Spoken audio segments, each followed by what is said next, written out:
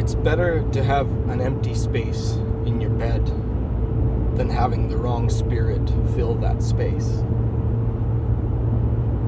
There is a nature's call to for a man to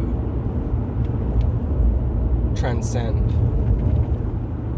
It has to rise out of that low-level thinking, and because of what a very beautiful woman or can do to a man, it can turn his brain off. This is a serious thing. We've heard the joke of thinking with the wrong head, right? Well, this has happened to me many times, because that has been my weakness, is lust. And if we can go into, I did a video on lust, so you can go and check that out if you like, and that just talks about, how we don't want to pathologize our sexual side, because that leads, and we don't want to suppress it, because that leads to the shadow taking over, and so we want to integrate the shadow and integrate that our sex. So if you think of the story of Samson and Delilah, she was asked to find the source of Samson's power, and I've talked about the gang stalking. So this is going to touch base into that a bit, is the spirits of that conspiring, using a woman to conspire against a man is a very common tactic in gang stalking. And so what happened to me with my ex, that it's almost like it's hard to even call her my ex. She was a Delilah, and I stopped giving her information because she was driving me crazy, and she used this just like Delilah did. She'd be like, he said, "Oh, you'll have to tie me up in this brand new special twine, and I won't be able to break out of that," he says to Delilah. And Delilah ties him up in the twine and then yells to the Philistines. I believe it was the Philistines, I might be wrong, I'm bad with names. To come in now, Samson's tied up, right? And he breaks the twine. She's like, "You lied to me, it means you don't love me," right? And that's the trait that you'll get from, that is the trait you'll get from these kind of spirits, right? Is they're going to manipulate you through, "You don't love me," and sometimes it actually is a trauma that causes women to do this, and they don't even know that they're living through that spirit, because borderline personality disorder, which is common in very attractive women especially, is because they are so threatened the person's going to leave that they jump into this childish role where they're like, "You don't love me, show me that you love me, or I'm going to leave you," and then and then they'll chase you around the house and that's what my ex Megan was like. She would always manipulate me anytime she couldn't hold the power in the situation. So those are the telltale signs of Delilah, the spirit of Delilah, right? And they it's something we have. It doesn't matter if it's a woman or a man. Men do this tactic also. It's one of the traits of the Dark Mother. And the Dark Mother wants you to depend on her, right? And as soon as she seems like she's not holding power, then she'll use manipulation techniques to make sure that you come in and be needed by her, right? And I think that when we have the wrong spirit in our bed and we have it in there for too long, we start to develop soul ties. And not only soul ties, but if they have that connection, that control over you, it means they have a sexual control over you, which is the sexual black magic of sex magic, right? So you're becoming taken over by a spell. So that's why when you have these telltale signs, first of all, that's why I suggest not having sex with women until you start to know who they are, and it takes time to know who they are, because it takes time to do so.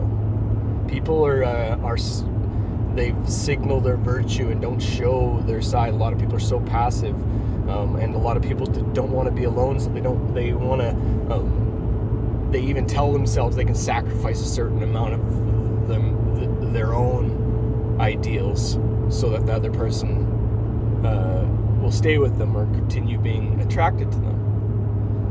And however they think that, but then it starts to weigh on them, and then passive turns into aggressive, right?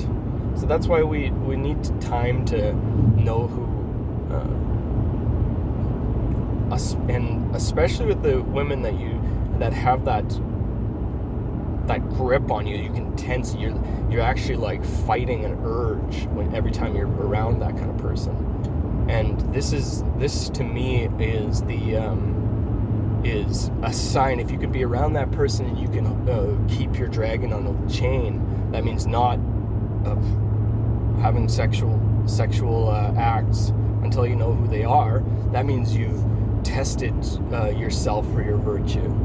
Because I can say that I'm going to stay abstinent but if I'm in a room with a woman that has that power on me and I can still hold to my virtue, then that's true virtue. But until I'm in that situation, then I'm just it's not a proven virtue yet. So you don't be scared of women that have this power or this like attraction and power on you. Just don't let them be able to manipulate you with that power, and keep your head together, and don't let the sex magic take hold. Because if anything, that's what we do, is you'll become so much more attractive because you're holding off too. This is how it works, especially with these very beautiful women that are used to people jumping them, right? And they're like expecting it. When somebody doesn't for a while, they're like, it's actually, you can, in a sense, put magic on them. But as long as you're not manipulating with that magic, then that just makes a woman really into you, And that's where you can have, as far as I'm concerned, is women are a weird nature, especially, is that they, not all of them, and I don't want to generalize, but if they can just get something easy and there's no like hardship involved, like they're interesting that way. They want a challenge. They don't want a passive guy that just simps for them, They want somebody that challenges them. They want somebody that has as much power on them as they have on you. So this is where we're stepping into a realm of first of all, being around somebody that shoots your testosterone levels through the roof. It shoots your chi through the roof. If you can find somebody that has that much attraction on you, but is a good person. You know what I mean? This is where that's a magic place that's a magic person to find, because I do believe that nature, the natural attraction is more important than people think. And God is telling you things. It's just, we have to understand is you gotta decipher the code, and you can't just jump on any woman that has that power on you and be like, wow, God's telling me this is the one, right? Because that's just not how he speaks, right? At least probably not in most situations. So, I guess another name, probably a little different of archetypal story, is like the Jezebel spirit, right? So,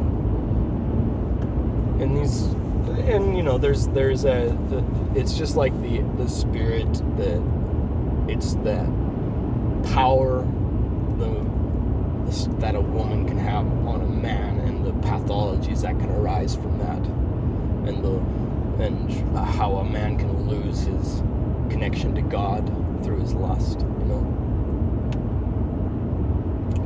And it worked on Samson, right? He finally told her that he was a Nazarite, and he took the Nazarite vow, and he was growing his hair, and that's where the magic lies in the Nazarite vow, right? It's in the hair. They say once your hair gets really long and your beard gets really long, you don't touch a razor to that, then you develop magic. I mean, there's other parts of the alchemy involved there, but this is hence what Rastafari does with the dreadlocks, right? And it's part of an ancient vow. I might do a video on Nazarite vow. It's pretty interesting. All right, have a lovely day, and much love to everybody, and God bless you, and enjoy the sunny day and the flares, the plasma and radiations hitting the earth from the solar flares today. So enjoy that also. Have a good day.